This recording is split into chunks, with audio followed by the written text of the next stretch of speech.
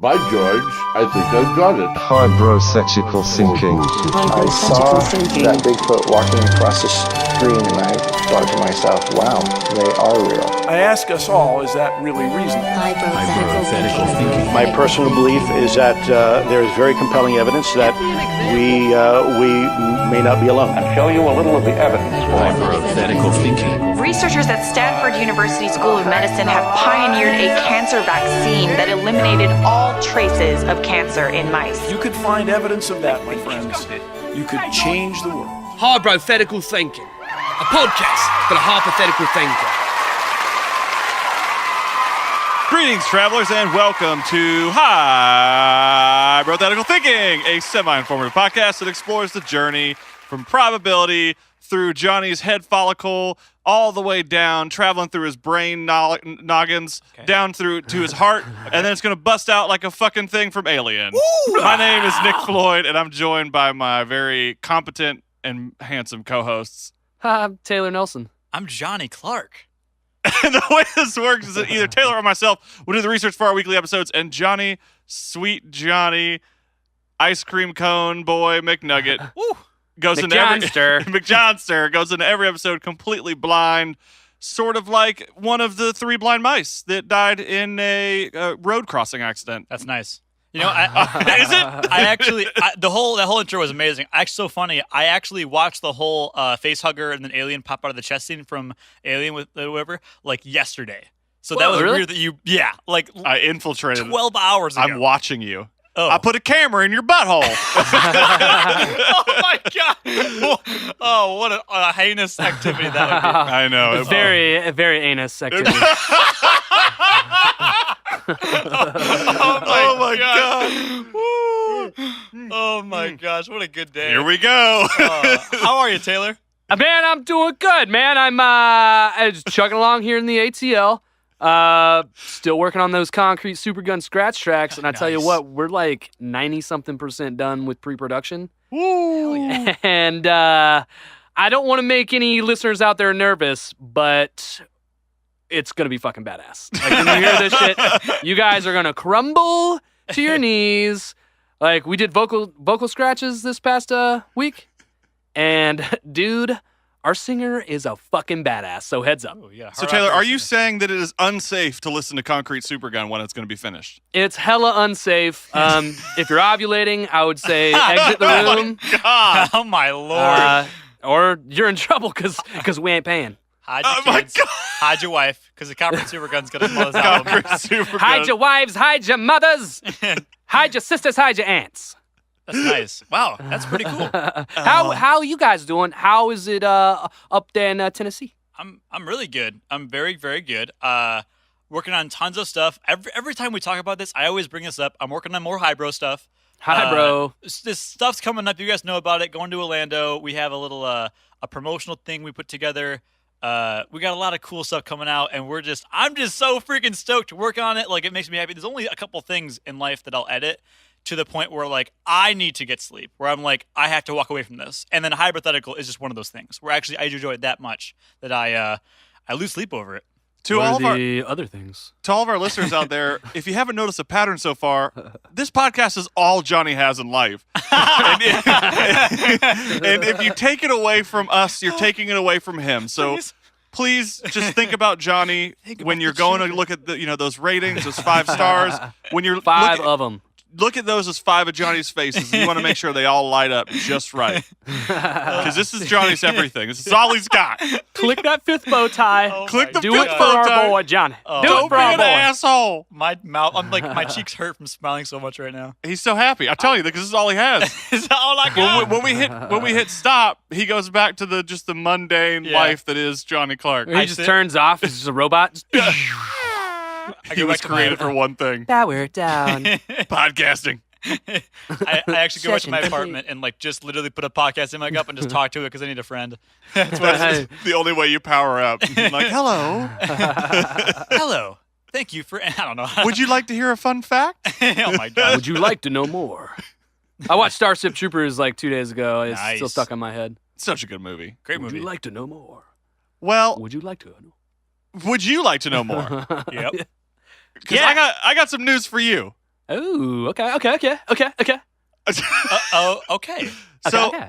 a couple weeks ago, we talked about a sarcophagus that was buried underground. Fuck yeah, all Talk right. about a sarcophagus guy that was buried. Sarcophagus. They don't even start this again. Sarcophagus what? Sarcophagus, shut the fuck up.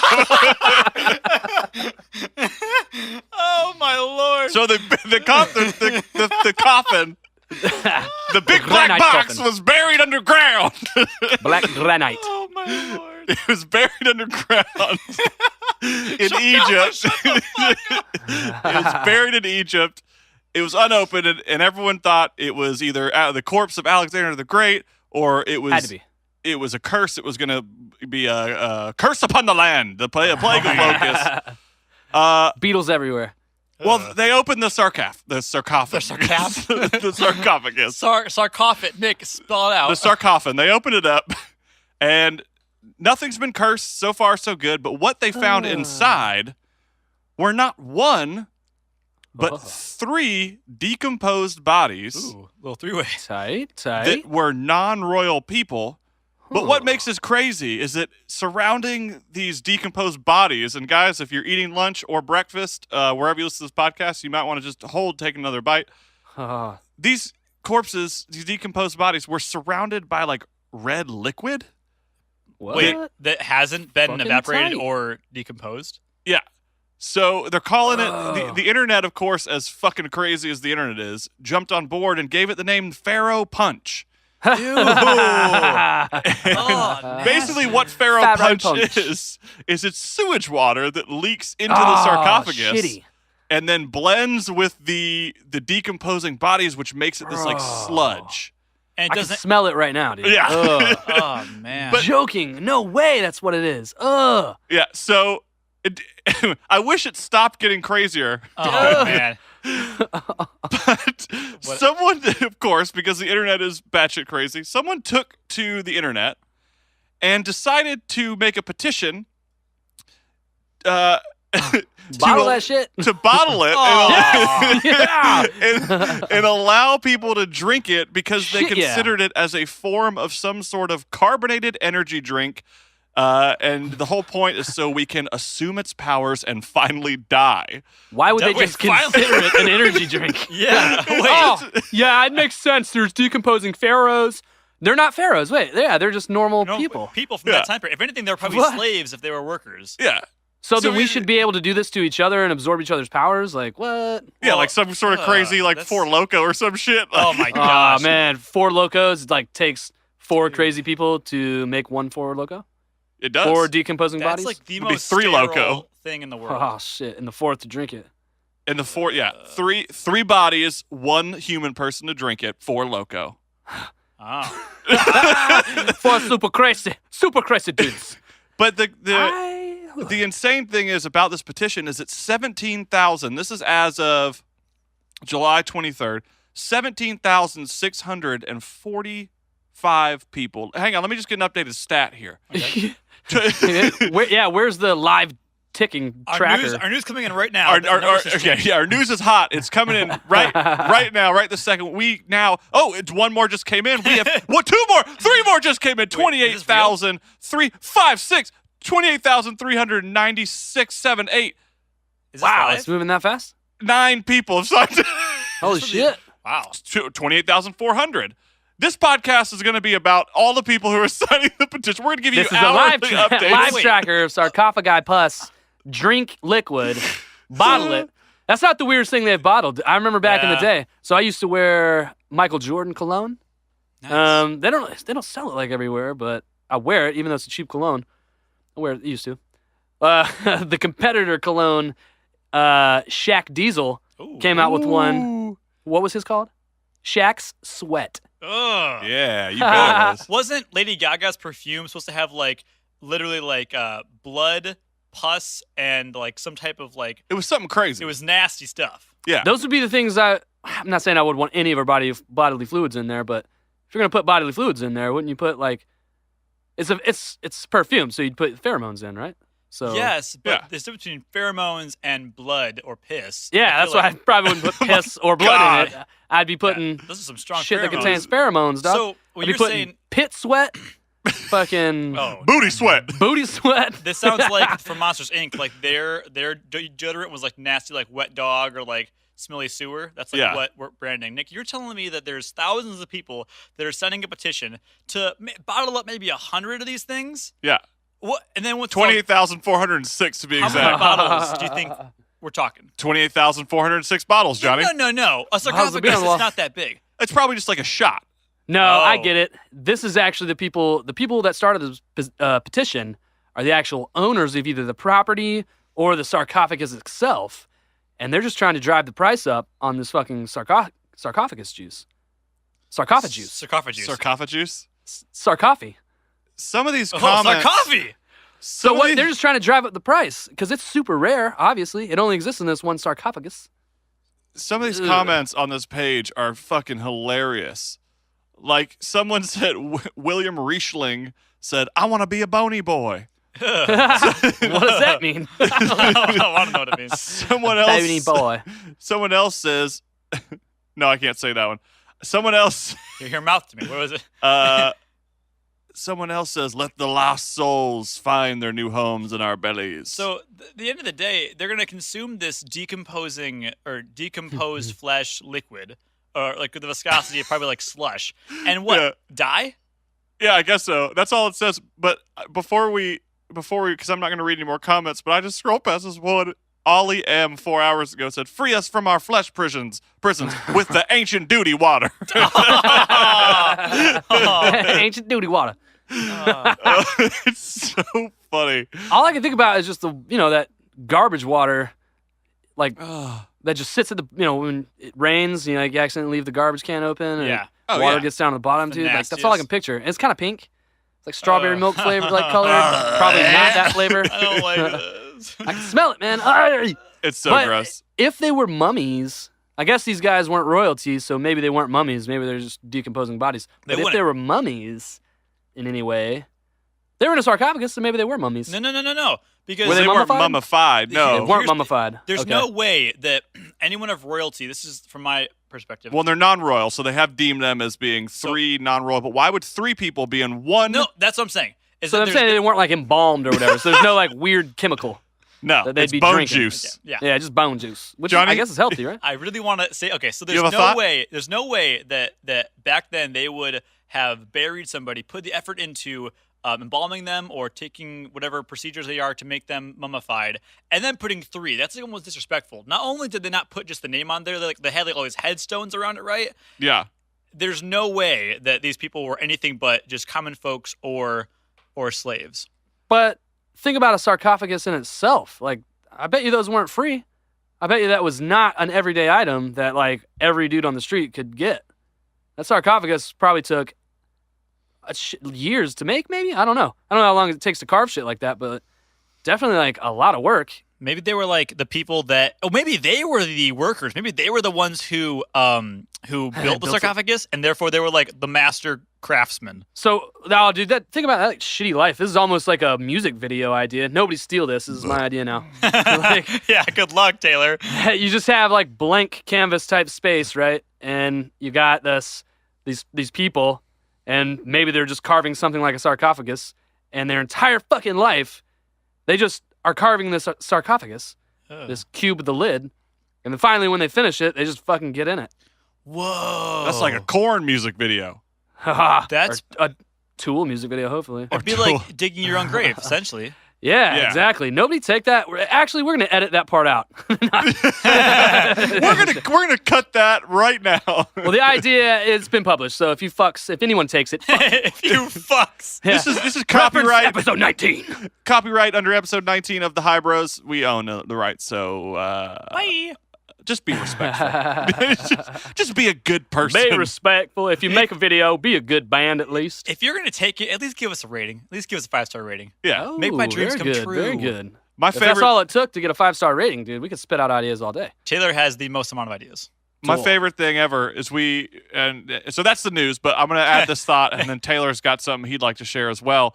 But we've been living on Reddit. We've been posting some of our stuff on Reddit. I don't know how to use Reddit. Yeah. Johnny doesn't know how to use Reddit. Taylor doesn't know how to use Reddit. Taylor for damn sure doesn't know how to use that shit. So I'm just like, kind of like slipping into these subreddits. I don't know if that's the right terminology. That's the right terminology. I think it is. I've heard that word before. I'm slipping into the subreddits and dropping things, and I dropped one episode, but I just I like gently posted the episode. I'm like, hey, here's this hypothetical about the snail. You should listen to it. What do you think? Here, this is what we thought. And then like people were really, really communicative, like they were talking in the hypothetical channel. And then this one guy comes in, he goes, one motherfucker. All this just to plug your podcast? And I'm just like, you know what? For a second, I was like, yeah.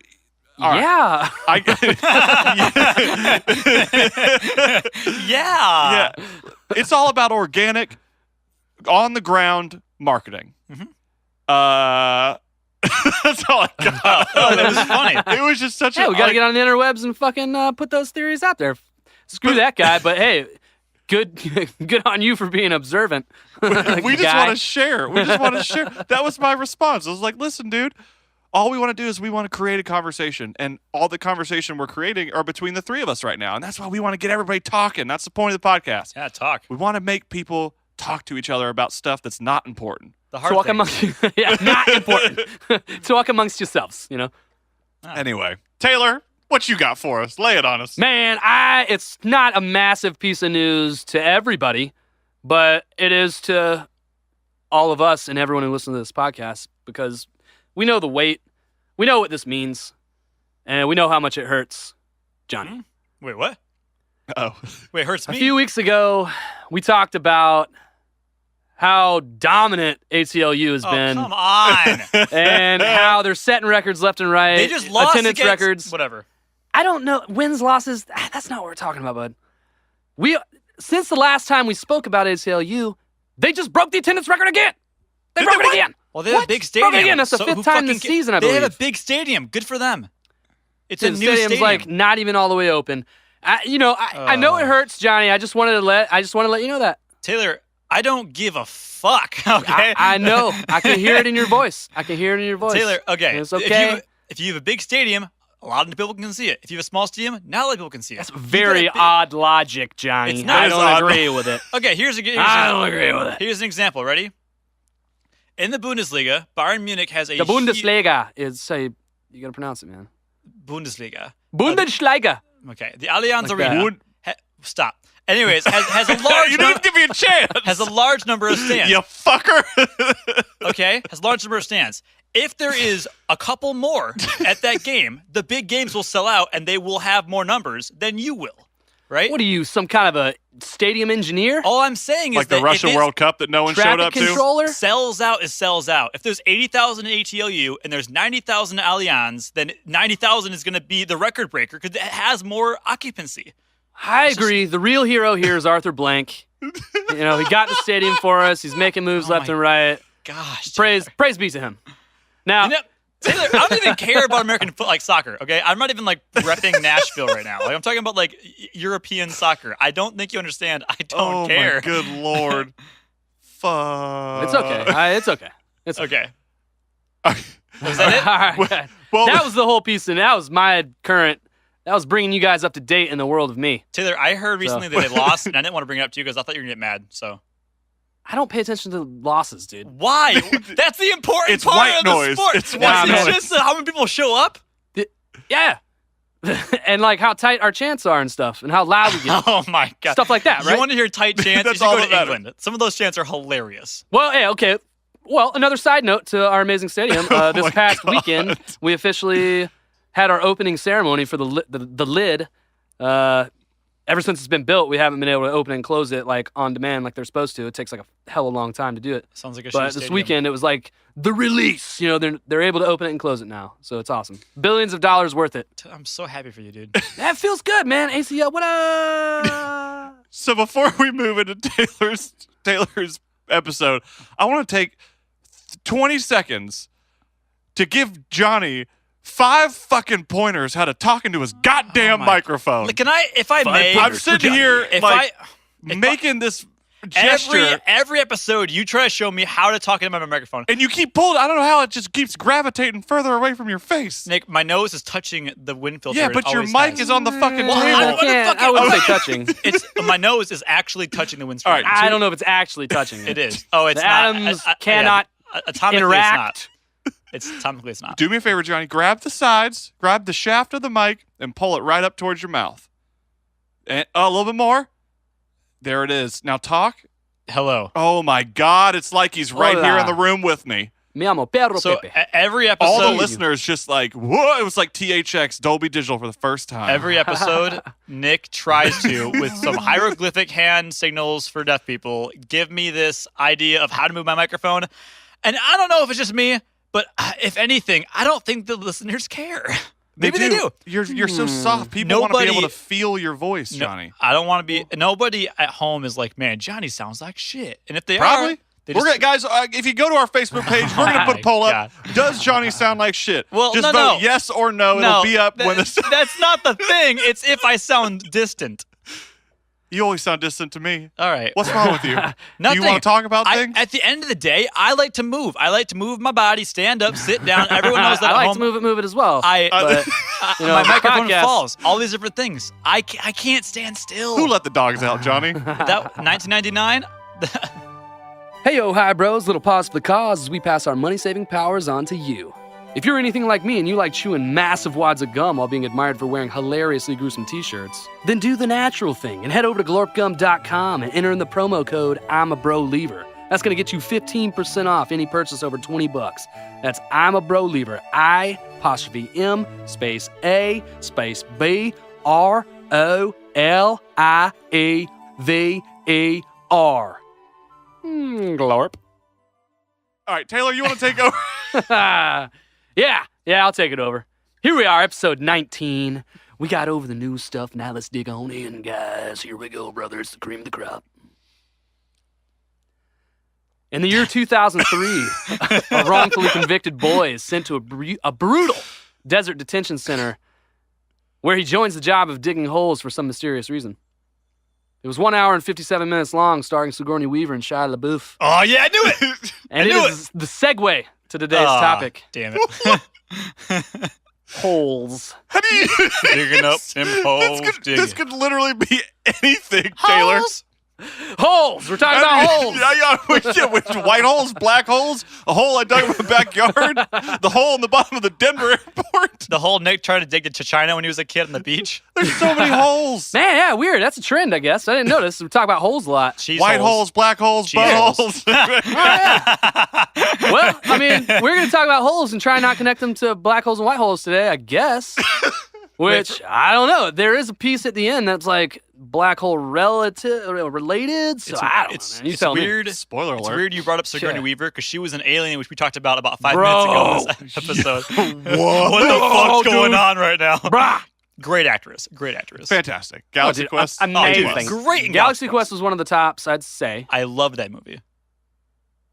Continue, I love it as well. All right, here we go. Digging on in. Today's topic. Digging on in. Admiral Richard E. Byrd, Jr. was an American naval officer and explorer. Born in 1888 and died on March 11th, 1957, he was an accomplished pilot and explorer, earning himself the Medal of Honor, the highest honor given by the U.S. military. He's most well known for his being the first crew to successfully fly over both the North and South Pole.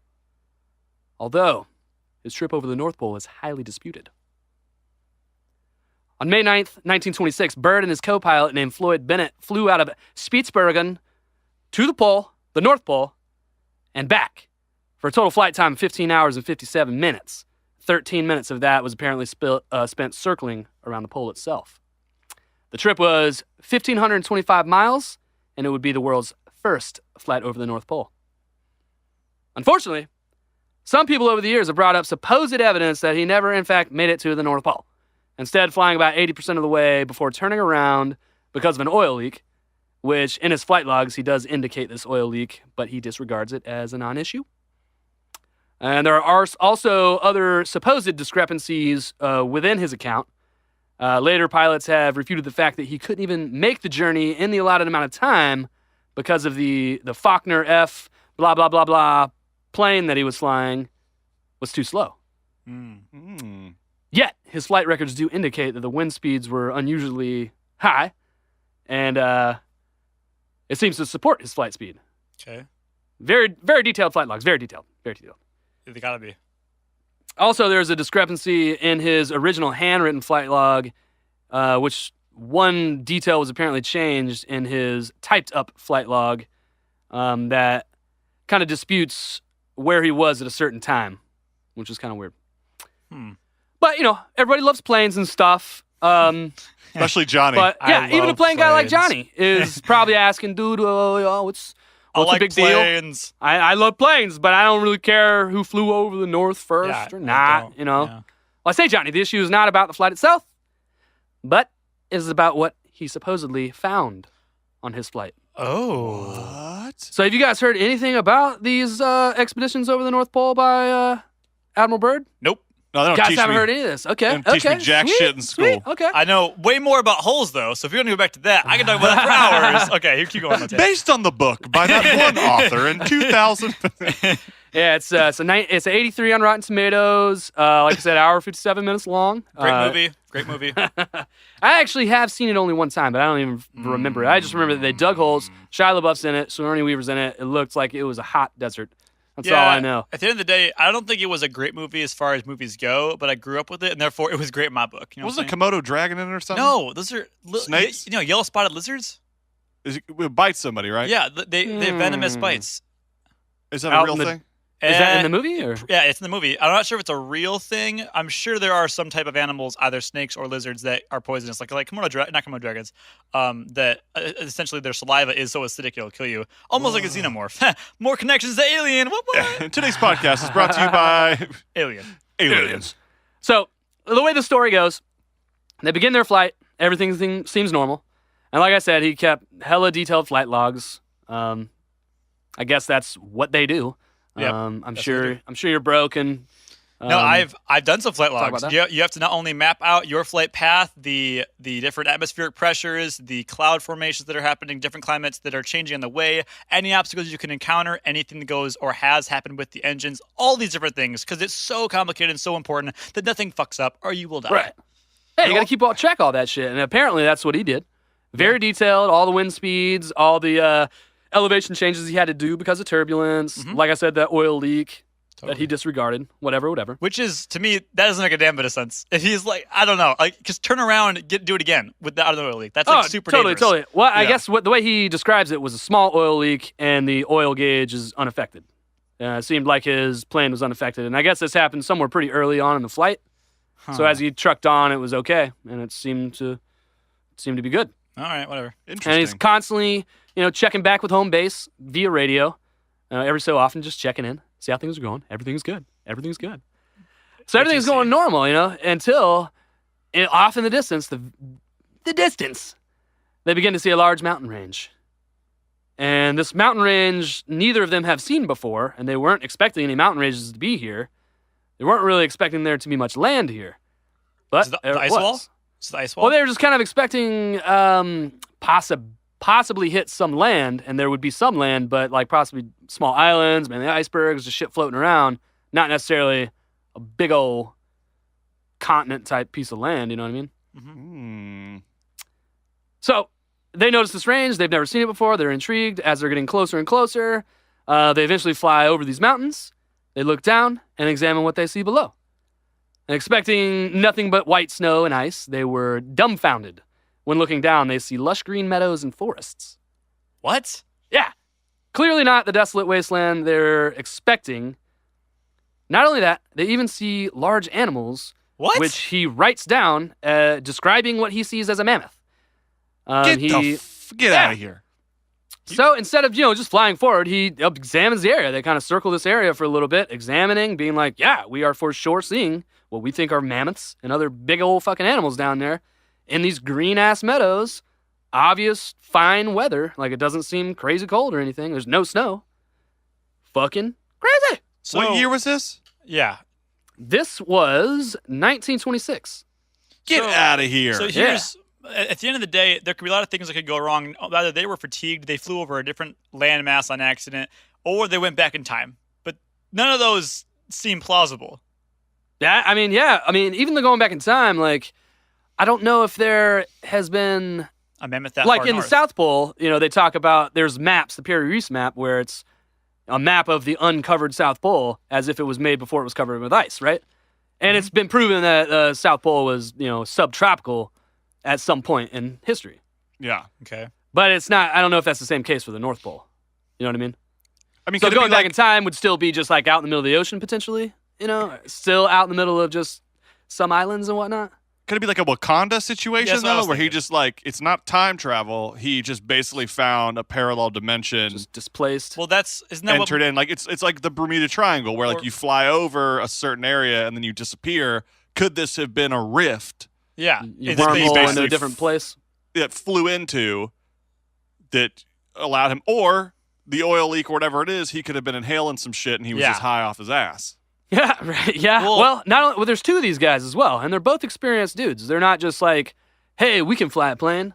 Yeah. Like this admiral guy is he's admiral, and he's like highly respected, and I mean he's one of these guys who's out exploring. He's an explorer essentially. And it's kind of like what?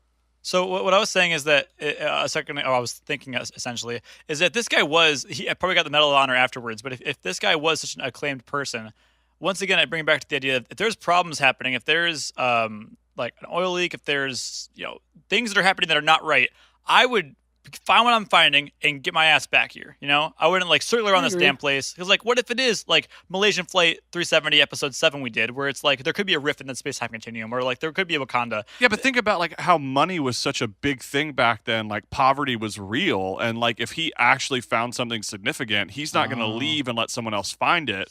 He's going to try to profit off of it if it truly is something, but he has to make sure it's something before he flies back and says, well, screw it, I'm going to go home. This sounds like Up with Charles Monks with the snipe. The Bird of Paradise Falls. He comes back and he's like, except that movie was fiction, Johnny. It was also a cartoon. Well, it's weird that you bring up the money because apparently all of Byrd's expeditions in some way was funded by either U.S. government or a Rothschild family. Oh. And this one apparently was a Rothschild thing. Interesting. So big money behind him, and he's accomplished pilot. So that's kind of crazy. That's nuts. But like the thing about too, before move on about whether he was high or not. Like he was, that's the most important part of this. Even if he was coherent enough to log this. He's still doing detailed logs, and it's not like scribble. He's not writing things that don't make sense. Yeah, he's writing detailed bearings. The pressure was this, so we had to go to this. The turbulence was this, so we had to go to this. Height or whatever. Why didn't he land? Yeah, that's a good question. Well, Why 13 hours later we land. So what happens from here? He's down there. He's circling around. He sees this area of green. He's like, wow, this is fucking crazy. So he continues on to his course, straight past that area, and he sees this large fucking hole. A big old fucking hole. And as they approach this fucking hole, their instruments, like the gyroscopes, the compass, it's going fucking haywire. The radio will no longer work. Obviously, they're freaking the fuck out. But they're getting close to this hole. There's nothing really much they can do about it. As soon as they decide, okay, let's get the fuck out of here, the plane loses control. And not in the sense of a crash, but in the sense of their plane had been taken over by some unseen force. Yeah. Like tractor beam has grabbed their plane and is guiding them gently down into this fucking hole.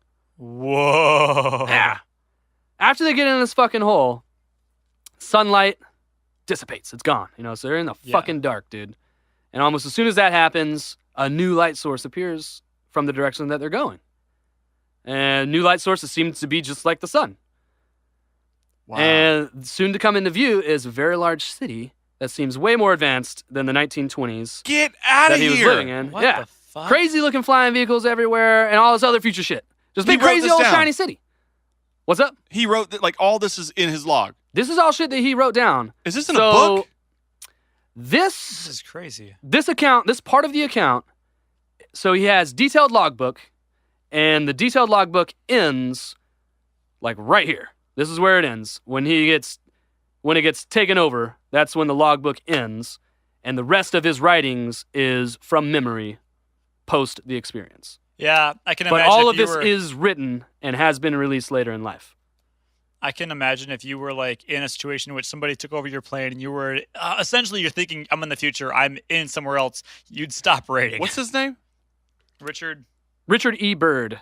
Byrd. I'm going to go on Amazon.com right now and I'm going to order his memoir. Well, see, what's crazy about this is the flight log was available. The flight log is something you had to turn in, obviously. And so there's his original written flight log, and then I guess a typed version is what he submits as the flight log. And you can see them both, and that's where the discrepancy is. And that ends at a certain point.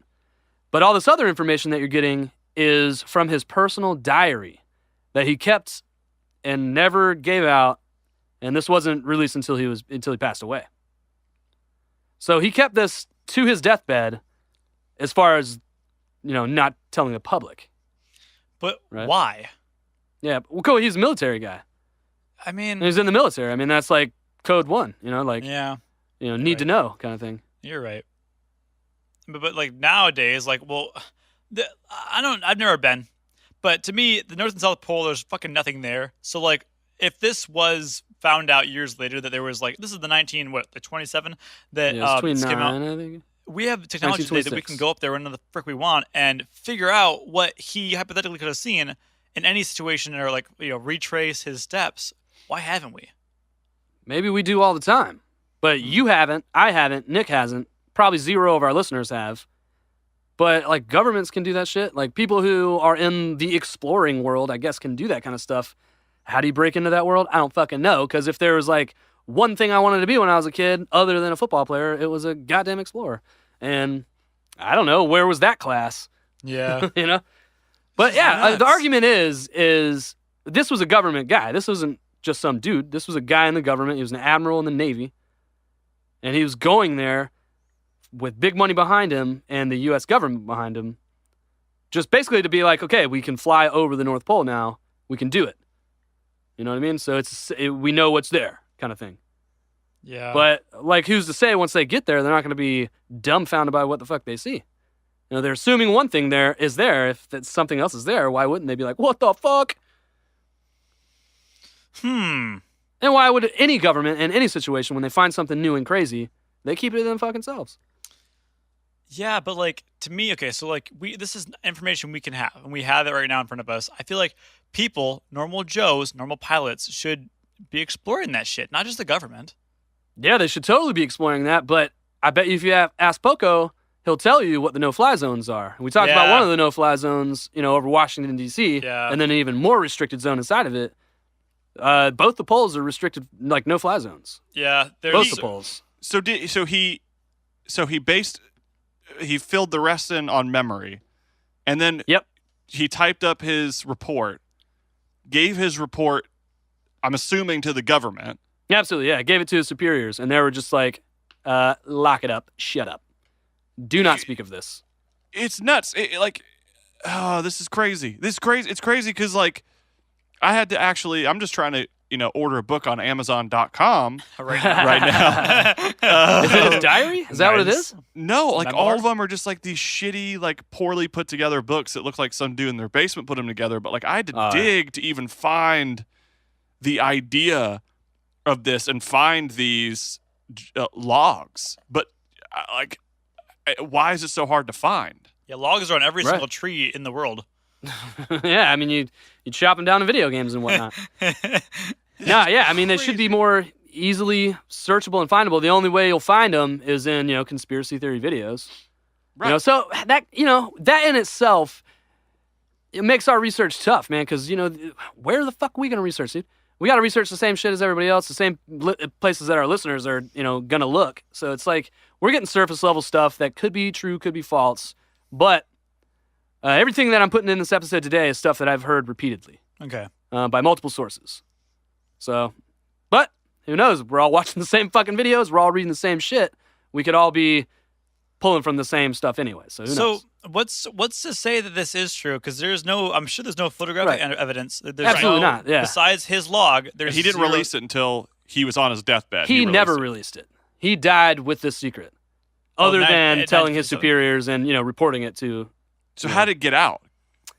When he died, it was in his diary. Oh, it was found. Apparently, the only way this actually got out was when he died. The diary, boom, he kept it the whole way. And I think he even writes in the diary, like, I've kept this my whole life.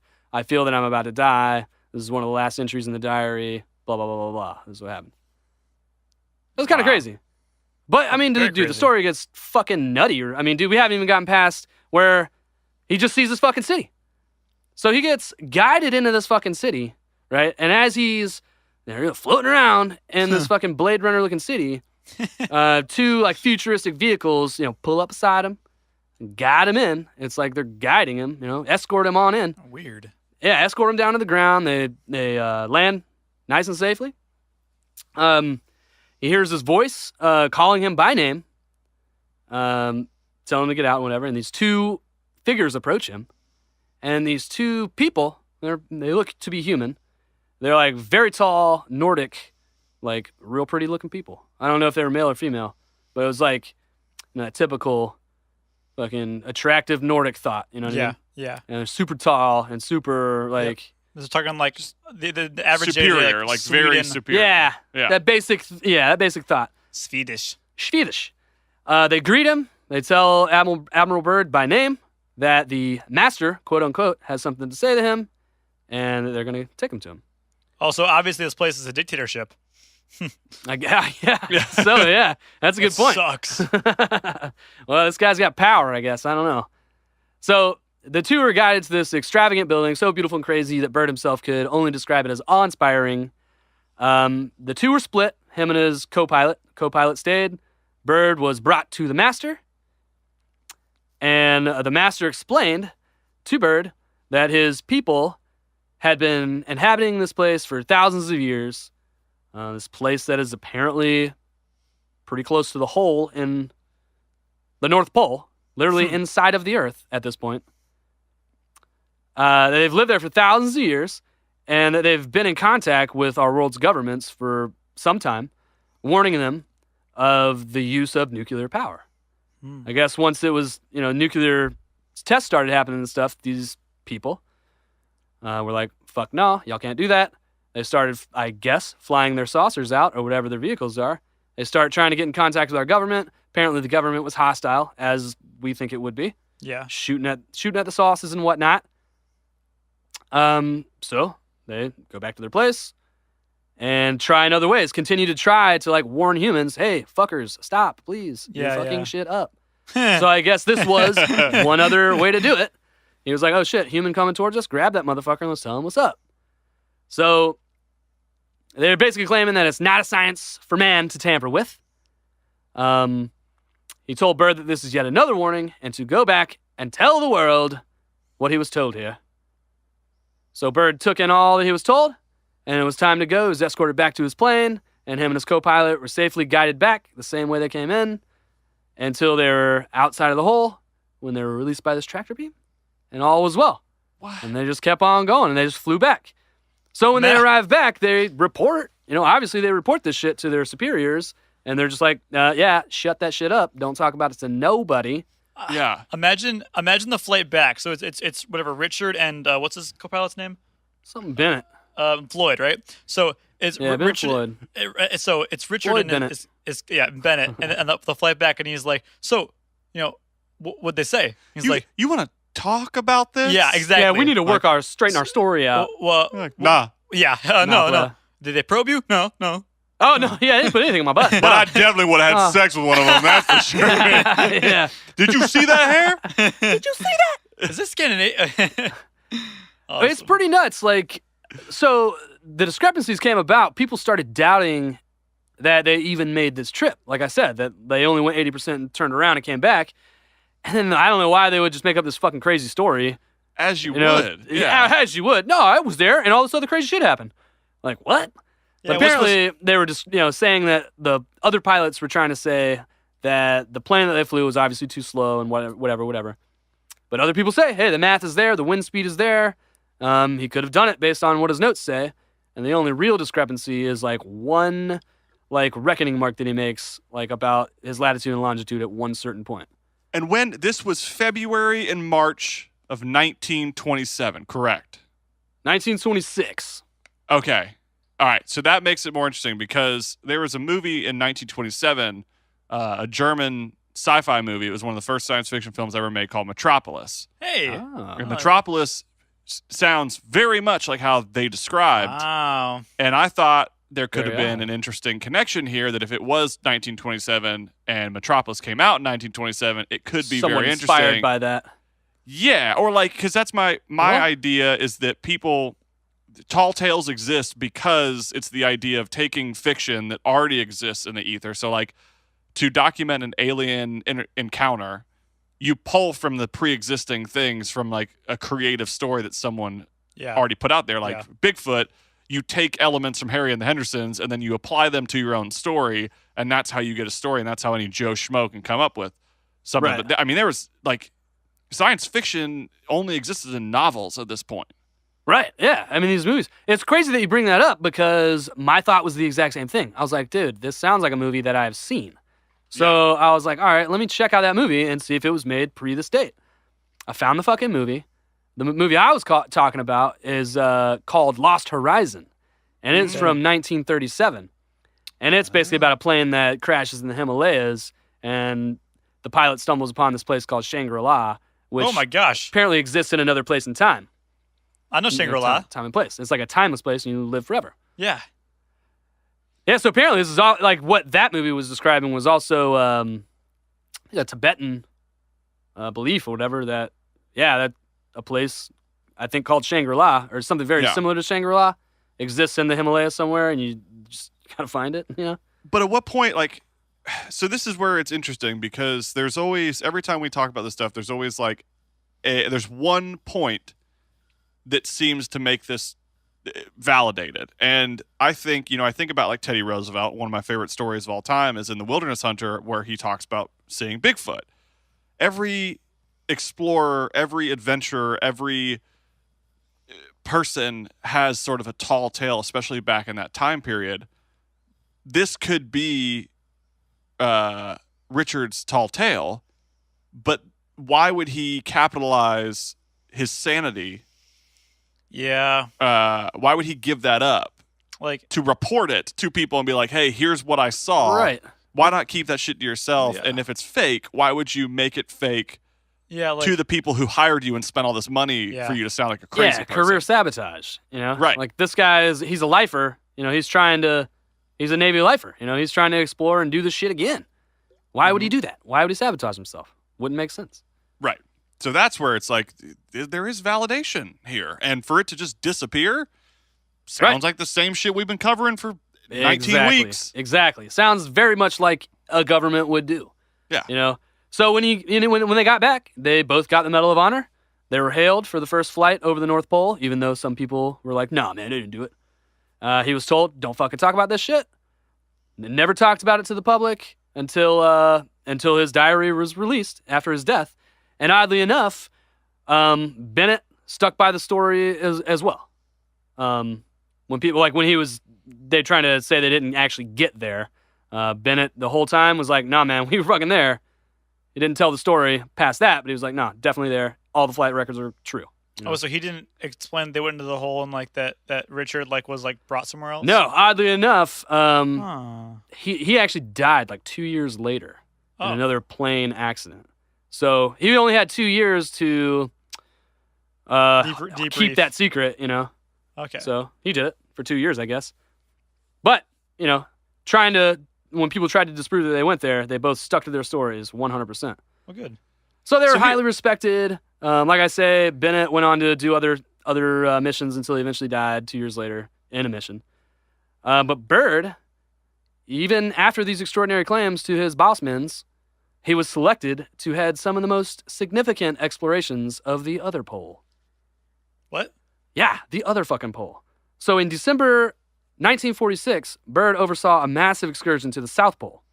And the goal was to map unknown regions of the landmass, to identify natural resource sources thought to be abundant in the area, and to fortify a future permanent base called Little America. The operation was called Operation High Jump.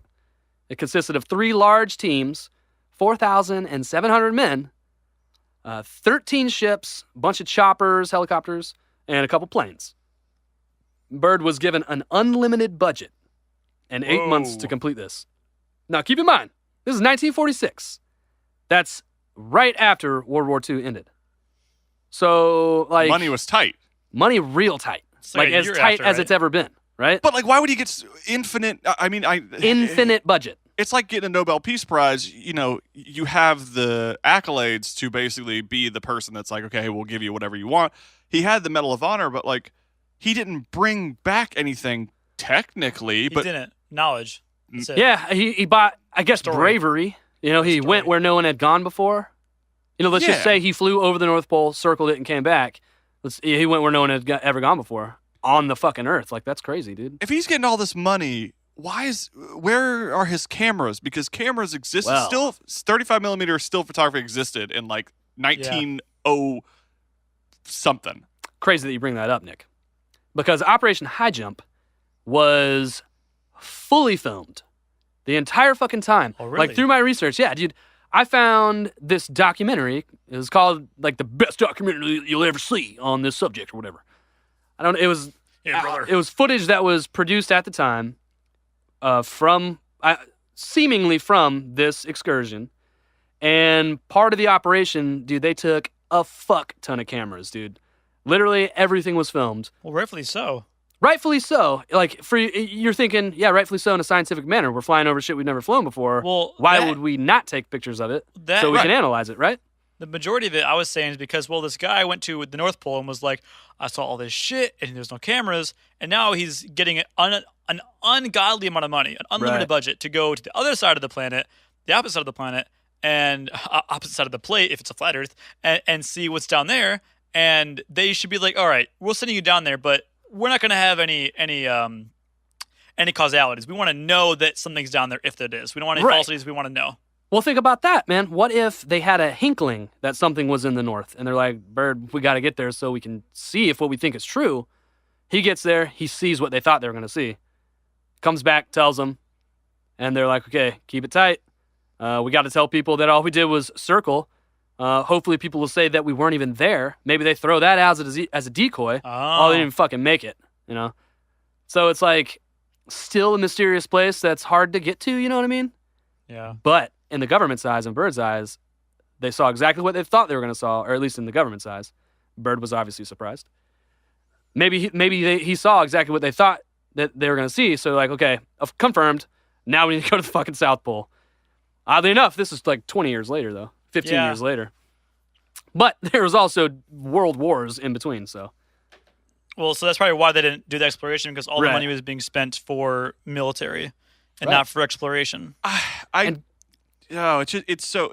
It's nuts to me. Like, it's nuts that they're taking, but I think this is the mental state of the world, is that because the world was at war again for a second time, everyone, it was best to keep things hidden from people, especially because it was a war for power. If they found any sort of alien life or whatever, it would be, the war would not be against everyone else. It would be a race to obtain that or take that scientific evidence, because whoever had it would win it. Exactly. And America essentially took the search from the South Pole, and then was like, hey, you should probably go to the North Pole too, and we're going to give you everything you need. Yeah, or vice versa, yeah. Vice versa. North, yeah. Yeah, you did exactly. North. So, like, him getting all the money, resources, manpower, all of that, he definitely fucking found something significant. And they were trying to make sure that that same thing, that, you know, if there is some sort of theory that says, hey, where you found in the North Pole, you can go down to the South Pole, they might be connected, and that's how they're traveling, you know, through the Earth. Right. So you should find the other side of that, lock that shit down, say we found it first. Lock it down and basically lock down. At least we just had 2 world wars. The entire, let's say the entire world was involved. Now it is time to go ahead and see what else is on the world. You know what I mean? Like, if we're gonna call our wars world wars, let's at least verify that everyone's accounted for. You know what I mean? We know what this world has. Yeah. So this is right after World War II. We just dominated the Nazis. We beat them. This, to me, sounded like a military operation, dude. He went out there with 3 large teams, over 4,000 men, almost 5,000 men. The ships that I talked about were, of course, there's like an icebreaker, but the majority of the ships are warships. These are rightfully big old so, badass warships, dude. Because, if Richard actually did see something on the North Pole that was intelligence, you'd best believe, and you said earlier that they were sending decoys and saucers out to like talk to people, and they were being shut down by government. You best believe they have that intel. They're going to bring whatever they can down to the South Pole, assuming they're going to find intelligence. Right. They assume that something is there, and like I said, dude, this documentary, it was very produced. Like there are so many shots in this documentary that are, without a doubt, staged. Like there's multiple takes, multiple takes, but like multicam shots, like of things that they're making it appear happening in real time. It's like really weird. It's like there are plenty of shots that are okay. This is obviously a cameraman that was given a camera. He's on the ship and he's filming things that he thinks is interesting, and he catches some cool shit. But then every now and then there's very documentary style shots, but it's in times that are like, what? How do they get that? So there's a part of you when you're watching it that you're like, okay, this was definitely produced. So some of these are reenactments, even though it's presented as the real, like, lifetime thing happening. Yeah. So there's at least a piece of deception there. Even if it's innocent and they're just trying to make a production, which is totally valid too, there's still a slight deception there when this is supposed to be an official account, I guess, of, military expedition. And the things that they're highlighting were very normal things. Like, what are the fucking officers doing while they're off? Like, this trip went over Christmas break, so it shows them having Christmas like normal people. So it's almost thinking like, okay, these wars just ended. We don't want everyone to think it's all over. We still need soldiers. So we need to put like propaganda out there to be like, hey, soldiers, this is kind of cool. We're going to go to some cool place. You've traveled to a place you've never been. Be an You explorer. still can do Christmas. You can still sing and shit. It'll be fun. They show all this fun stuff, and it's like a very happy-go-lucky thing. And they show the research and stuff in the process, but when you're watching it, you're like, man, why would they put this out unless they were trying to sell the whole expedition as what it made it look like? It's distraction. It's a all distraction, man. They went there with these 3 large teams, and the way these teams attacked this island, and I want to say attacked, because one team went right up the middle, and the 2 others flanked on the sides. And, I'm no military guy. I didn't go to West Point, but that's a military move to me. That sounds like a military move, right? No, flanking is a military move for sure. Now, who the fuck would they think is down there, right? Like I said, this was right after World War II. Nazis? And I'm talking about Nazis. Yeah. Nazis, man. There's no secret that Hitler was interested in crazy ideas. He was not afraid to attempt his nutty thoughts. It's thought that the Nazis' interest in Antarctica began during the wars because they needed oil to fuel the war.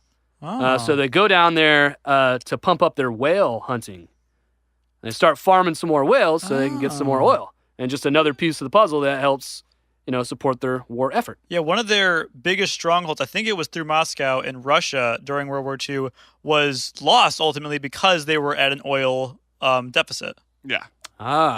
So they would get there to protect it or something? They were hurting for oil, and essentially, like, this is so not important to this discussion, but Hitler sent a group of troops through, I think it was Moscow or some Russian city, kind of like on a solo mission, try to expand, but essentially they were surrounded because they didn't have enough oil. There was no way to get oil to them. They were at an oil, like I said, deficit or like running out of it, and they needed more. I mean, it's one of the most important things you have in a war scenario is oil.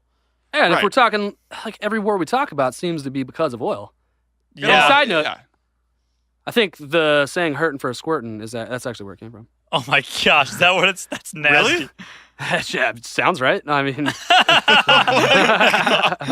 it sounds like it to me. We'll say it. I'm not gonna say it. It's what the fuck was that? I just kicked the table in accident. Golly. So Johnny, it's thought we're getting invaded. Oh, shit. Getting invaded. So it's thought that when these Nazis, they go down to Antarctica, right?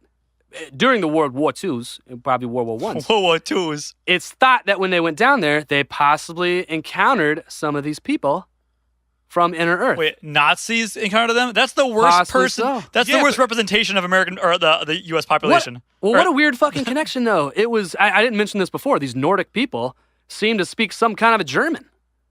Really? Yeah. But also, weren't the Nazis at one point when they went into Hitler's the bird's nest or whatever they call it? Eagle's nest. When they went into it, didn't they find research of the Nazis trying to like colonize the moon? Yeah. That was did all the plan. kinds of stuff, man. It Dude, was like believed- literally everything crazy you've heard about the Nazis, they were probably trying to do. It was believed They're that trying if to the go to the moon. Nazis won the war, they would have colonized the moon. Or tried to. Dude, there is a dope movie. It was on Netflix. I can't remember the name of it. Iron Sky? Is that it? It's about the Nazis on the moon. Yeah, Iron Sky. Oh, dude, that is a dope movie, dude. I mean, Wolfenstein talks about it too. So good. The game. So That's it's nuts. kind of crazy. Well, another thought is that very popular belief is that Hitler and other very high-ranking officials escaped and were taken to Argentina Yeah. and actually, set up camp down in Argentina. Oddly enough, I mean, dude, Argentina is one of the closest countries to the Antarctic. Oh, is it really? Yeah, it's very close. Yeah, it was believed that the bones or like the DNA found from the supposed Hitler body after mortem was actually belonged to a woman. Yeah, a woman, and I think it was proven to not be Hitler, his wife. It Which wasn't is his wife either, crazy. or whatever. Yeah, yeah, and there's been like crazy proof, like literal towns in Argentina that are they're Nazis, and they came right at the end of World War II, Yeah, and they're rich as fuck. There's this weird like house specifically that has all this like weirdly Nazi-ish propaganda on it. There's all this like a beautiful marble and beautiful like alabaster things that are in the house. And it's like obviously doesn't belong to an Argentinian. I'm not trying to sound racist, but it's like not a house that an Argentinian would give a shit about. It sounds like a upper ranking soldier would give a shit about. Yeah. That's nuts. That's just nuts. Like I just think there was so much. Like the reason why they went in a flanking position to Antarctica, like finding that, is they probably had thought that the Germans were there and causality. prepared. They had to believe. If and when Germans were the first contact for the South Pole, whatever Nordic people, this like new time period, how shitty would that be? Like, you're the exactly. They're the representation. Yeah, you represent the world. But with that, like these. So this place is apparently these people. They call the place Agatha. This Nordic place or whatever, the hole in the earth. It's crazy about that. Agatha or whatever is apparently, this is so nerdy of me to say, one of the, if not the most strong character in Star Wars lore canon ever. Really? Yeah, it's like this like destroyer of worlds. I think it's her name's Abatha or Is it a Agatha. woman? Yeah. That's crazy. In Vikings, Lagatha is like boss Lagatha, lady. that's what I'm thinking of. Whoa! Shield Maiden. Yeah. I'm on her, dude. She's badass. She is Super so cool. badass. There's got to be a correlation there. So badass. So, dude, well, yeah, like why? Of course, if the U.S. is like, okay, fuck, we thought we were telling everybody we killed Hitler, but we didn't. So let's find this motherfucker. Yeah. They're finding evidence that maybe he is in the South Pole, so maybe they're going there to specifically do that. Oh. What would they have found that's like, yeah, he's in South Pole? Well, they have found documents, and they have been released, maps that show a place in Antarctica that is below the ice and it is accessible through underwater caves and streams. Whoa. And these are the Nazi documents, Third Reich documents. There are even detailed instructions, like step for step, like how to navigate your U-boat from this exact coordinate all the way to this spot via U-boat. And you navigate the whole thing. It's like very detailed like list on how to get there. That's crazy. Yeah, and it's apparently what they're saying. It was a map to a place that they called Neuschwabenland, which the thought is Nazis were trying to colonize this place that either they found was like already structures down there, so now they're trying to use them, or they're down there and they know this is a protected ass area they have access to, and they're going to do some crazy shit, and it's protected. Wow. You know? And it's been proven. Science in the 2000s has clearly shown evidence that Antarctica is like riddled with rivers, lakes that are warm water and fresh water. Really? Up to 65 degrees, yeah. But like a mile or two deep. Really?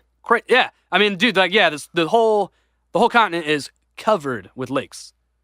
And it's 65 degrees? Yeah, in some cases, yeah. I, for some reason, had the understanding that it was freezing. No, man. Yeah, you go far enough down. And they found life down there as well, obviously. Yeah, But- any natural form of water, hydrogen to oxygen, is going to have, especially above freezing, is going to have at least some like microorganisms life. living in it. Yeah, I think we've talked about it before. Like, there's every environment, like, ever seen except for the vacuum of space. Even the vacuum of space? Like, everywhere life has been found? Apparently, with enough pressure and enough, like, cold, you can't. But there's like one specific, like, I think I told you guys about this, like a molecular, like little, like creature. It has like 6 legs. I told you about this. That can live in like lava, essentially. Yeah. It's like the most aggressive, Hey, Taylor, everything okay? Hey, Nick. I just really need a shirt on my body that's dope as hell. Well, you came to the right guy. If you go to futuremonsters.com, you can get a shirt that looks dope as hell, feels amazing, with handmade quality material, and it's all inspired by things that you love, Taylor, like King Kong, the Wolfman, and Dracula. Yeah? But I don't think I have enough money. You don't need all the money in the world to get these awesome shirts. All you have to do is just enter Hybro at checkout to save 10% on your next purchase. That's right, 10% using the code HYBRO. That's HYBRO in all caps to save 10%. Awesome, I'm going now. Wait, guys, can I get a shirt? Johnny! You were saying, Taylor? Yeah. Well, to back up this claim about this this map to New Schwabenland, there was a German U-boat crew member named Carl Junger who wrote about this. One of the trips that him and his crew made to this underground place in Antarctica that he described as otherworldly, and it was so amazing that they probably would not leave. Like, what? I'm gonna hit you with a quick. I'm gonna go on a Taylor rant for a second. Oh shit! Okay. I like this. Do you think, because even now, like the North Pole and South Pole, the only time you hear North Pole is when you talk about fucking Christmas. Santa Claus.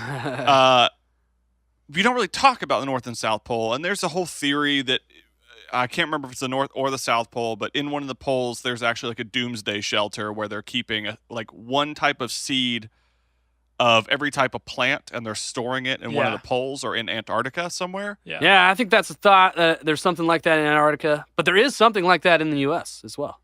I believe it's on Mount Rushmore. That's crazy. Yeah, But it's like a seed of literally everything. There's a large part of me hearing all this because this is the first time I've heard this. We talk about global warming a lot. It's an issue that a lot of people think are fake. A lot of far right people are just like, it's not real. And that's sort of the divide, is that you have the people on the far left who are like, hey, global warming, we have to keep our environment safe. And then the people on the far right. So it's a divide in politics. And that's where the problem is. Yeah. But with global warming, the focus is on the poles. So you have the focus on the north, the focus on the south. So the poles are where everything starts going to shit. Global warming gets so bad to the point where the ice caps, this and that, and North and South Pole are melting.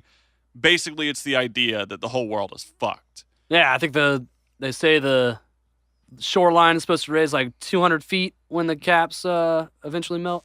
They say that, but it's like there's almost this idea of control where it's like, it's global warming. We have to be careful of what we're putting in our environment and this and that and yada, yada, yada. And you can help global warming. Global warming is something. I believe in global warming as much as I believe in global cooling. I believe in climate change. That exists. Yeah. The thing that is confusing is that it's like global warming. Well, yeah, it's going to heat up. Like, things change. The Earth moves. Yeah.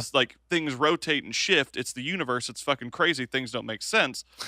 But it's the idea that what if there's something there that because of the things that we're doing in our environment to cause shifts, if we don't slow down, we're going to unearth something in the poles. Oh. Like something that's hidden in the ice or hidden inside of the ice caps that are guiding down to a potential hollow Earth or inside of Earth through the access points of the poles. could there be something there that they're trying to hide? And the whole idea of global warming is essentially to get us to get our shit together, or else we'll find out. They're gonna be on Earth, and it's gonna send. Yeah, I think that's the main gist with the whole global warming thing. It's like a scare tactic. I'm not saying it's real or not. Yeah. I'm just saying I think it's a scare tactic because, like you said, climate's change, and there've been plenty of studies that show it's gonna change and it's gonna keep changing rapidly in both directions.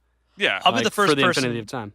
What are in the poles? Like that's the biggest thing. Is like, what the hell are they hiding to the point that, like, okay, clearly there's something in the North Pole.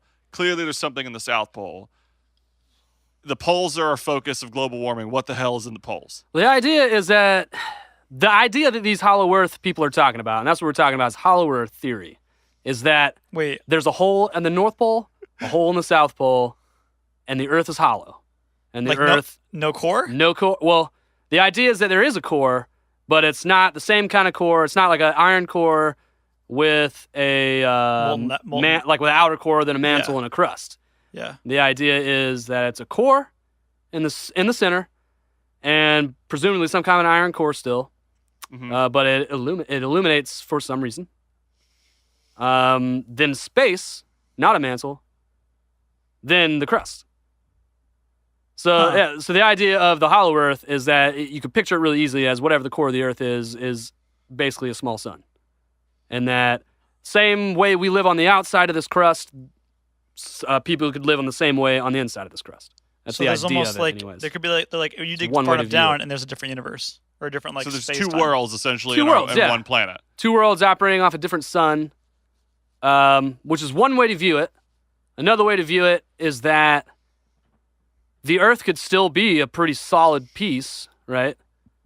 But there's a hole in both poles that just lead to pretty deep caverns, and there's it's not literally going through the Earth, but it's just down in the ground, I'll be the first person to say that if there are Nazis on the South Pole, I'm going to drink with 2 straws today because I'd rather them be found out first. I feel like, who cares? Like, if at the end of the day, if there's some what crazy does that have to do with drinking with 2 straws? Because 15 million straws a day are consumed, and then it's so many thousand pounds of plastic just washes up on the shore every day. What does that have to do with finding Nazis? Because that is a huge. I'm no environmentalist, but that's a huge causality in our climate change. Is like pollutants. Drinking 2 straws? Pollutants, dude. Anyways, we've established that cow farts is the problem with the atmosphere. Well, cow farts are the problem. So as far as those, then I agree. But I think all pollutants, and then pollutants. Pollution is just bad in general. I think it's so. What I'm saying is that I think it's better. I don't know if we're. I'm not saying I want to kill polluting bears. is better. No, fuck off. Better? Stop. I think what's important. You're not making a single. Let me make some sense. Let me make some sense. I'm gonna call Leonardo DiCaprio on your ass. Are you sure? He's gonna send you to climate jail. So okay. So I think if there is a underground information about a different core or a different civilization underneath our crust, there's 2 different hollow points, North and South Pole. We should be finding that shit. We shouldn't I'm not saying it it's not about us 3 finding it though. It's about someone who has the power to go there telling us it's not actually there. Well, that's James what I'm saying. Cameron. Is that if they're saying we need to stop climate change or whatever, global warming, or else we will unravel this, then let's fucking unravel it. But maybe they don't know. Oh. Maybe a select few people know that this is a thing, but also it's debating information. That's what it is. It's when a sinkhole happens. You see how deep a sinkhole is? There's no hot lava. That shit goes real deep. Well, yeah, that's another weird thing. Yeah, lava's a long way down. The Mariana Trench is whatever. Yeah, but sinkholes go down. Yeah, but the ocean goes downer, and there's no lava down there. Infinite though. The ocean is no one knows how deep the deepest point of the Mariana ocean is. Trench is. It was 3 or 1.5 Mount Everest, whatever. So many thousands of feet. But no one knows because no one's been down that far. Yeah, I think there's one more deeper place that they've been than the Mariana Trench. I think. Another trench. What if that's the secret? What if there is a trench in the ocean that is the secret from pole to pole? That it goes so deep that you go whoop, just right across. No, there's no way. The water would go straight through. It's not thousands Everything of feet. Would go That's miles. It is I don't know how I don't have a computer in front of me. If you listeners don't know that, I only have a piece of paper in front of me. But there is way more distance between North and South Pole than there are between the top of the ocean and the Marianas Trench. Yeah, like way more. The ocean is not very deep. Like no, it's not. It's like less than 5 miles. It's like 2 to 5 miles, I guess. Compared to like North and South Pole, it's got to be like hundreds of miles, if not thousands of miles. I mean, can someone look this up? How far is it? So the distance to the crust is 5 to 25 miles. The mantle is the next 1,800 miles. Yeah, so thousands of then miles. The outer core is 1,400 miles, and then the inner core is supposed to be 800 miles. But so there's at least like 4,000. 12,430 miles is how far the North and South Pole. Way bigger than the ocean. So Nick, I want to believe you that the ocean's the key. But how do we know? No one's been in the bottom, and if there's a hole through the earth, why doesn't that shit just fill up with water? We don't need a person. The water doesn't drain. We don't need a person to be at that depth to figure out what's down there. We send probes, we send submarines that have cameras on them because humans can't withstand that pressure. It's way too much. Like the atmospheric pressure down at like thousands of feet would crush every part of your body to nothingness. Yeah, but the megalodon keeps catching all the robots that's a different, down there. That's a different animal. animal. Also, one of the beliefs, like if this hollow Earth theory did exist, if this was true in any way, then gravity would not work the way we think it works. It wouldn't. Gravity would not be pulling towards the center of the Earth; it'd be pulling towards the center of the crust, which is weird. And it's like, is that gravity? What is that now? You know? Unless gravity is artificial and it's actually is just a construct that's made because these extraterrestrial people or extraterrestrial beings are creating it so that we think it's the core. I don't believe that, but that's the only way I can validate Or is it possible that gravity is just the way something affects our space-time, so it bends the way we're perceiving things to the way we think? This was crazy. I came across this one thing, and it took me a while to visualize it, but it was trying to explain that there's a way to picture us living on the outside of a spherical globe. There's a way to explain it to where, no, we are actually on the inside rim of a sphere, and that looking out in infinite space is actually looking in towards the center of a sphere. And that the idea would be that towards the center of that sphere, whatever force that we're saying is gravity, once you get closer to like more gravity, time is stretched, right? So as you approach the center point, you would infinitely be moving forward. There would never be a point where you would hit the actual center, right? It would be infinite. Okay. But it's infinite from all directions toward the center. So if that was our perception, if whatever the reality around us is makes it just seem like we're on this sphere looking out, we could be on the sphere looking in. It's just the way we interact with the things around us that kind of tell us, oh, this is where we're up. We're up here. This is down. That's a wild concept. What? But it wouldn't change the way you feel and the way you experience it wouldn't. every day. Yeah. It's just the way you're perceiving where we are and what we're looking at. Right. And it's just a fascinating concept because it's so much bigger than I think I can comprehend almost. Oh, it's massive. It's probably, honestly, I mean, we covered a lot of stuff on the podcast, but it's the biggest, I think, concept. Well, no, I think reality is bigger. Reality? Yeah, we talked about reality and the out-of-body experience. Well, I think this is so deeply connected with that. Well, maybe not the out-of-body stuff, but it's pretty deeply connected with what is reality, I would say. Yeah, because my reality is that we have a core. Right. But, well, it's weird. I found, one dude trying to say that, okay, we all agree that there's this Earth's core or whatever, and that we've got the mantle, the crust, blah, blah, blah, blah, blah. But I'm no scientist. You guys know this. So I'm just going to try and explain a study, an experiment that I found that is what backs this thought up. Okay. So apparently there's only one experiment or study that they use to say that the Earth is solid and therefore every other celestial body is solid. There's only one study?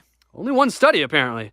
Apparently this experiment is called the Cavendish balance, and it takes two iron balls, both with a neutral charge, and it somehow measures their attraction to one another, and somehow this information is used to estimate the Earth's mass, i.e. its gravity. Yeah, well, the bigger something is, the more mass something is, the bigger its gravitational pull has on other foreign objects. So somehow using these two iron balls and seeing how they attract to each other, having a neutral charge, somehow is a measure of the Earth's gravity and its mass. Yeah. And whatever these numbers point to, they're big numbers. So by using this, we're going to use this. We're going to assume that the Earth is solid. So then we assume every other celestial body is the same, right? Yeah, I'm pretty sure every single thing on the Earth, everything ever, has a magnetic pull or a gravitational pull. Well, Even dude, I'm glad that you said magnetic pull on accident. Because this is the flaw with the experiment.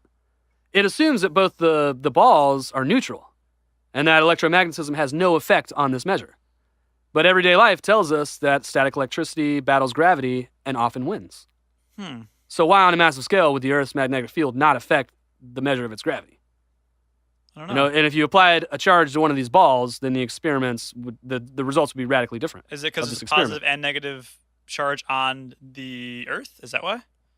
Yeah, the Earth has a magnetic field. Yeah, like it's creating its magnetic field constantly. It's the movement of the magnetic field.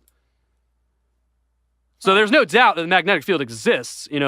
That's why they're assuming that there's an iron core, because the spinning iron core, and I guess the opposite spin of the mantle of their crust is supposed to be what creates this field, because they're both magnetized and they're moving in opposite directions, so it creates this field, this electromagnetic field. So I don't know. I don't fully understand the concept of that experiment, but what I do understand is this guy was trying to say that disproves it. But I did find one other really fucking cool piece of science, and I'm like, dude, that sounds legit, dude. So during the Cold War, the U.S. they needed to monitor Russia's nuclear testing, right? They need to know, dude, what are these guys doing? Are they testing nukes? Are they blowing shit up? They doing it underground? They doing it overground? How do we test this shit? Obviously, they can't fly over there, and they'll get bombed down. So what they would do is they would fly planes to the area of the North Pole and collect air samples.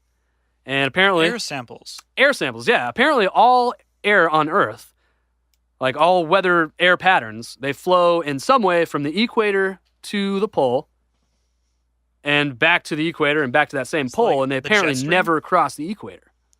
So, interesting. Yeah, air that's on the northern hemisphere stays in the north, and air that's in the southern stays in the south. Fast? I did not know that. I had no fucking idea, and that might not be true, but that is what the research has told us. Okay. And armed with this information, they would go take air samples at the North Pole and be like, okay, there's radiation here. We know these fucks are testing. So it's like all these different air particles are going to that one place, and they can figure out what's being polluted, what's changing in there. Whoa, that's pretty cool. And they can tell where it's coming from based on the air flow, the Dude, patterns of the airflow. So like that shit's coming from Russia, dog. I hope that's true, because that's badass. It is badass. This crazy thing that happened was when the Chernobyl accident happened. Yeah. When that shit blew up, it had a very identifiable type of radiation. I'm sure.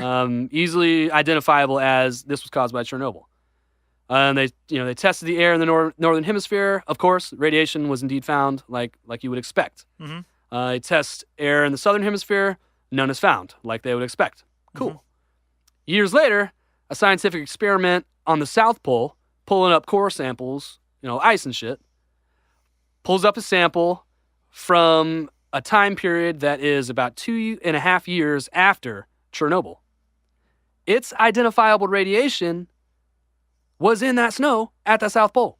Wait, so it wasn't in the air, but it's in the snow? In that snow, yeah. So it got there somehow. Well, what about this? What if that same air, for somehow through, I don't know, combination through molecules, could have gotten into the water? That water could have slowed down and spread, and that ice just happened to be forming at the South Pole. Maybe so. Or maybe somebody just took that air sample, sprinkled it in. Yeah, brought it down, and the South Pole's like, ha, then everybody know it was me. Throwing them off. Got him. Well, apparently it's very predictable how fast the snow builds. I think it's 1 foot per year at the South Pole. It's very predictable. So based on that, they're able to determine. So this is they're core sampling fresh fallen snow, I guess. So it's not like obvious river runoff or water. It's like obvious snowfall. So it would be involved in the air, I guess.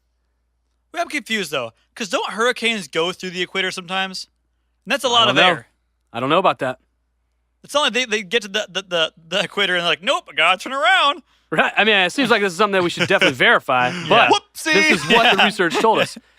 And apparently, what this means is that this air, it's possible that this air traveled up to the north like it should, goes into the North Pole, like, what? Oh, shit, there's a hole there.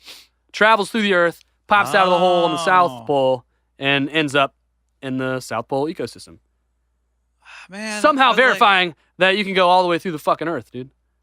And not only that, plenty of people are going to refute this and say, it's not true. Yep. You guys are probably going to say this. I'm saying that. But I tried it myself, dude. I went on and I tried it myself. Go on to fucking Google Earth, dude. Go on any of those sites you went and to the check North out. Pole? Yeah, go check out the poles, dude. You So I won't thought see you shit. went to the pole. You won't see much of anything. You'll see a lot of blurred stuff. You'll see a lot of very low-res stuff, low-res pictures, stuff that's like obviously covered up. Like the rest of the maps are high resolution. Why would these places not be high resolution? Well, you gotta understand that's one part of the Earth that nobody gives a shit about. Like obviously, street I corners. beg to differ. Oh, it's one of the things I didn't mention about Operation High Jump. One of the reasons that Admiral Byrd was sent there, well, I did mention this. It was to secure natural resources. This is potentially an untapped continent, a full continent of untapped resources, natural resources that the Earth can use. Yeah. This is a very important place, no matter if it's military or not. Like, we need to get there and strip that fucking coal, dog. It's really And fast. it's known that it was a subtropical place in the past, so there should be oil there. You know, if there's decaying matter, dead, life and shit. This is really. The heck? So how does this relate to the movie Holes? Well, see, there's a hole on the North Pole and there's a hole on the South Pole. Poles. Where does We talking about holes, dude. It's all about it. It's the circle of life. And it's a hole. because Alien vs Predator, they had that movie. There was the hole in the ice cap. You guys see that movie where there's the hole that gets drilled in that the Predators made, and Yeah. Sigourney Weaver was in Aliens, and they had Alien vs Predator, so she connects. And since we live on Earth and we know about Nazi Germany, and they went to the South Pole, it all connects because we're part of it. But what's Well, the hole? yeah, Alien vs. A circle. Predator. Yeah, wait, what is they're a hole? Talking about that same shit. They're talking about the pyramids that were found. Are they in Alaska or are they in the South Pole? I think they're in Alaska. Right? Alaska. Yeah, they were in Alaska. Yeah, so they're talking about the pyramids that were found in Alaska, which is a whole other fucking story, a whole other episode. Pyramids everywhere. There are pyramids in Antarctica, apparently. Well, that's a whole other story, dude. Whole other story. So, what do you what do you think? Yeah, what do you think, Taylor? I think it is entirely possible. I don't like believing in crazy stuff like the Earth is flat or something, or You know what's something funny? as Taylor, crazy you don't- as the Earth being hollow, because that you don't- seems like a big deal. Sorry, What? you can go. I would like to think that it's a possibility. I mean, it's crazy, dude. I think it's possible that there are holes at both poles, and There are even if holes you at can't go both all the poles. way through the Earth, maybe there are still holes there on both poles that are more space, and could be something there, Right. something hidden. Yeah, I think. Well, first off, I think it's funny that Taylor, you bring up the fact that you don't have to believe in crazy shit. But I think to the general populace, you believe in more crazy shit than they do. Yeah, that's why I have to preface it with that. Yeah. Hey guys, I'm normal, but I'm a normal human being. I just believe some crazy shit. So I definitely think that if there was a place that there could be some underground, not known thing aside from like Area 51, it would have to be North or South Pole. Those are places that not a lot of humans inhabit, and that's the most likely place this could happen. I don't think it is. I don't think there is. But you that's are the- prohibited to go there. Why? Yeah. Where else are you prohibited to go? Area 51. Well, there's Yeah, only space, a certain number of like all the cool places you want to go. prohibited there's military something there. zones for airspace, but I don't know. It's demilitarized there. That's Yeah, what's weird. There's a bunch of treaties there where, okay, we're not going to strip it of its natural resources. We're not going to use it as a military base. What the fuck? Why? Yeah, exactly. Why? There's something else, dude. There's something else. Why? I don't know. I guess this is me not believing in crazy shit. I just don't believe that there's something down there. I especially don't believe I don't believe that there's something down there. I don't believe there's something down there today. I think there could have been something down there, but all this information surfaced up, and there's no way it hasn't been found. There's no way some like crazy ass person went down there, some crazy ass Eskimo, and was like, I found something, and reported it back with pictures or something. But who are those people? Who is the guy that you're talking about? Well, random. I know a lot of. Are there random dudes who aren't backed by real things? Like, are there just dudes out there who have no connection to anything? If they're super rich, we have to assume that they're NWO shit, or they're involved in some way with somebody and some kind of crazy shit. Taylor, there isn't just like a dude down the street who's like, I'm going to Antarctica next week. No one's fucking stopping me. I know some people that are crazy as that. I've not heard any crazy stories though, so I don't like that you're swaying my opinion, sir. Well, why would they tell you? I don't know. Why wouldn't they? Well, they put you in danger. Dude, one of the things, I don't know how I left this out, but I think I left this out. Operation High Jump. like I said, I saw this whole documentary. There was no evidence of foul play, but this documentary seemed highly produced. It said that these motherfuckers were attacked by multiple flying saucers emerging from the ocean around the South Pole. They're coming. And that they're it coming. knocked out literally half of their men. What? That's apparently a big part. Not And there's- official. Yeah, dude, I found that shit said repeatedly, but I couldn't find anything official on that. I mean, it wasn't in the documentary. Of course it wasn't. How do you feel now, Johnny? You take back your thought? Fuck, man. Dude, the Germans knew what was up. Why they took swastika from aliens, probably from these Argatha peoples. Why are they these blonde Nordic people who speak German? Why is that such a weird connection? Maybe the Nordic people were like, we're both Aryan, let's work together. But then they're not doing anything. They're just being secretive. So as the one What if day it was they're all going to a like ploy from the Germans? They set up this whole like facade for in extermination. hopes that it would like distract the American government Oh my gosh. during World War I, What? Yeah. distract them, and then allow them. And basically, the government's like, "No, we're going to take this shit. We're going to bury it, and we're going to keep moving." And then the Germans just like, "Fuck." Didn't fuck. It did not fuck. I don't know, man. I don't know, man. I came across one other crazy explanation of why the Earth could possibly be hollow, and dude, I tried to understand it so fucking hard, and it wasn't happening. But it was something real scientific. But one thing that it pointed out was, just like we say, okay, we're using this experiment, the Cavendish, whatever, to explain that the Earth is solid and that every other heavenly body must be. But it's also like pretty, people believe the Earth is hollow. I mean, not the moon is hollow. Yeah, I heard that theory. We've talked about that. Yeah, we've talked about that. Now, so the idea is if one celestial body is hollow, then the rest, they all should be the same.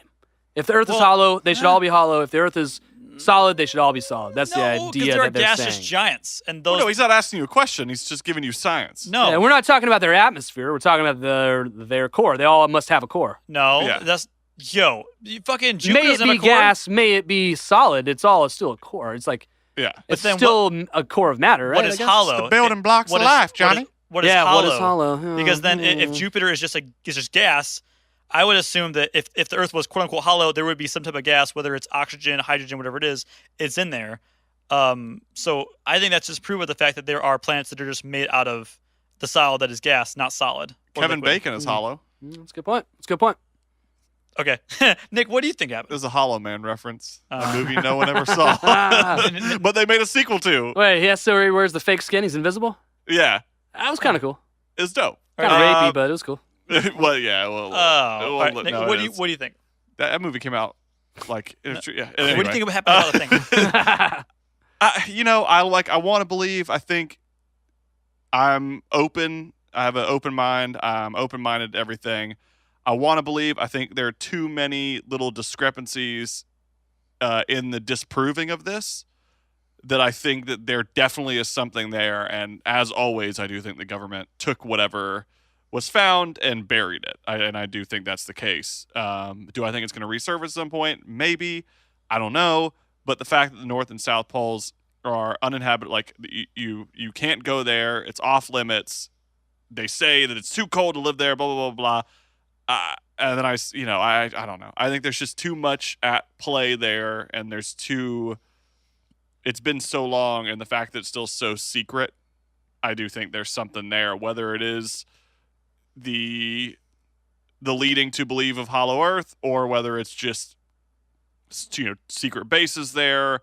I don't know. A testing facility, maybe another country's government occupied. Maybe we made a deal with somebody, and that we have the North Pole, they have the South Pole, and it's just basically a facility that can be untouched, unreported on, where crazy tests are happening with unethical shit.